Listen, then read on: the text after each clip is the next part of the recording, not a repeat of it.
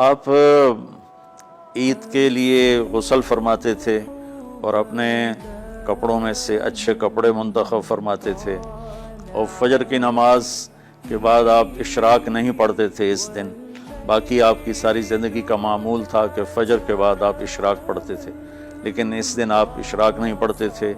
غسل فرما کے پھر کچھ کھا کے، کوئی میٹھی چیز، کھجور ہی عام طور پر ہوتی تھی، کھجور کھا کے پھر آپ عیدگاہ کی طرف تشریف لے جاتے تھے اور پہلے نماز پڑھاتے تھے، پھر خطبہ ہوتا تھا، اور اس کے بعد جس راستے سے آپ جاتے تھے اس راستے کو چھوڑ کر پھر اور راستے سے گھر واپس آتے تھے.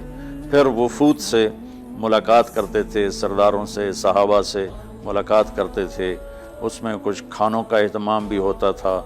اس طرح ایک عام روٹین کی عید ہوتی تھی آپ کی، ملاقاتیں کرنا، کھانوں میں جانا اور اچھے کپڑے پہننا، سب کو خوشی سے ملنا.